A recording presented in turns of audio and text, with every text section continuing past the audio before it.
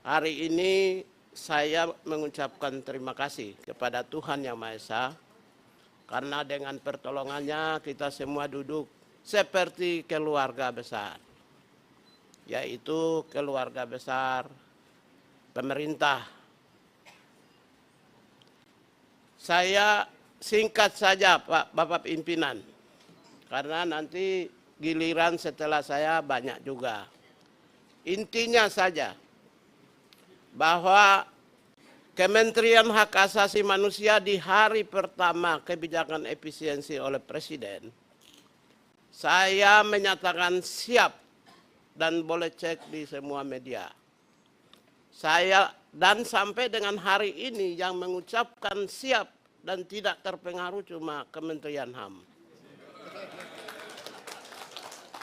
Boleh cek di televisi, di media, cuma satu-satunya yang menyatakan siap dan tidak terpengaruh. Dan itu saya buktikan, kantor hari ini di Kementerian Hak Asasi Manusia berjalan normal. Satu lampu pun tidak padam. Apalagi kerja dari rumah, matikan listrik. Kita baru dialog dan diskusi, orang sudah ketakutan. Saya meyakini Presiden adalah kapten kapal yang mengarungi samudra bergelombang. Percaya saja kapten kapalnya, dia akan berlabuh mengantarkan rakyatnya di tepian samudra. Tidak mungkin seorang patriotik, negarawan, bangsawan, presiden menjerumuskan bangsanya. Oleh karena itulah saya menyatakan siap dan tidak terpengaruh. Itu yang pertama. Yang kedua, Bapak pimpinan dan para anggota yang saya hormati, langsung saja bahwa anggaran yang kami susun dulu, yang sekarang muncul di 2025, ini adalah baseline anggaran berdasarkan Direktorat Jenderal Hak Asasi Manusia. Satu dirjen, satu orang.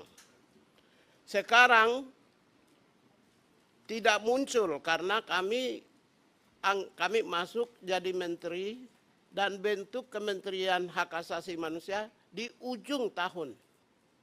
Sehingga yang kami dapatkan oleh pemerintah 174 miliar ini berdasarkan anggaran yang disusun berbasis kepada Direktorat Jenderal HAM yang dikasih oleh Badan Perencanaan Pembangunan Nasional.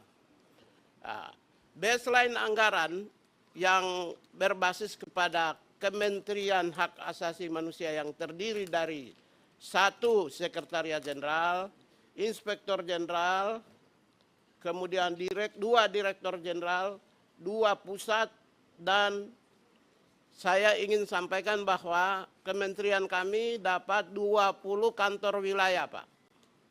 Kanwil. Ini nanti akan muncul insya Allah mungkin tahun ini atau mungkin tahun depan.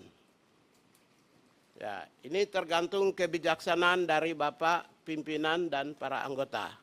Apakah mau ingin dimunculkan baseline anggaran berdasarkan Kementerian HAM ini, insya Allah di tahun ini, bulan depan, 2 bulan lagi, atau nanti tahun depan kami tidak punya kewenangan dan kewenangan kami serahkan kepada DPR RI.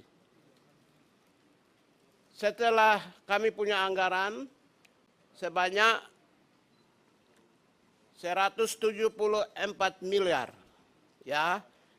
Anggaran yang muncul tahun ini, yang disusun di tahun lalu berdasarkan 1 Direktorat Jenderal adalah 174 miliar.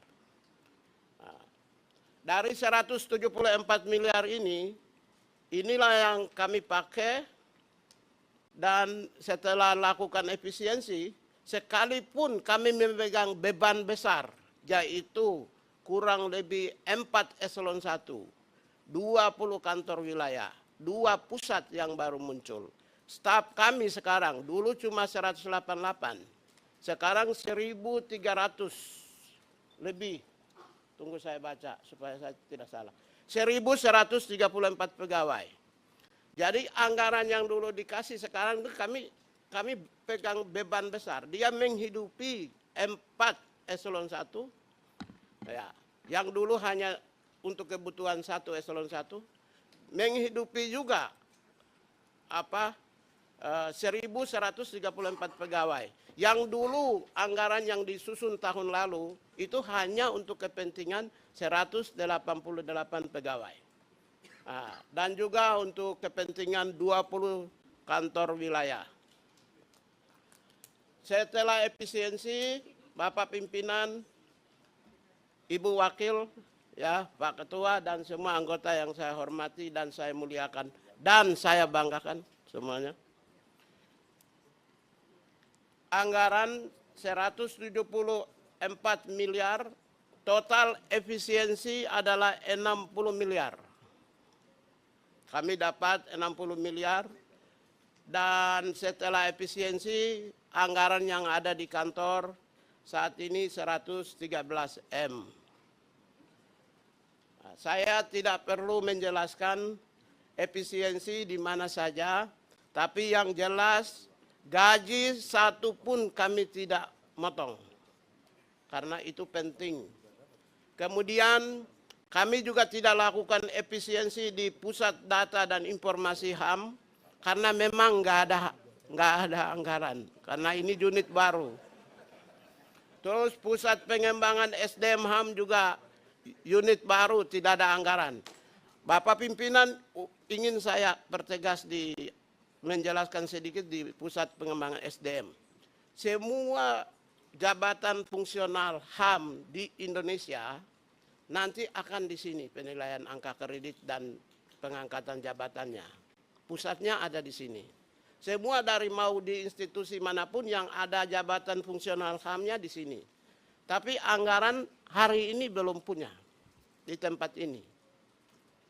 Nah, ini satuan pangkalnya, induknya dari pusat pengembangan SDM, khususnya jabatan fungsional.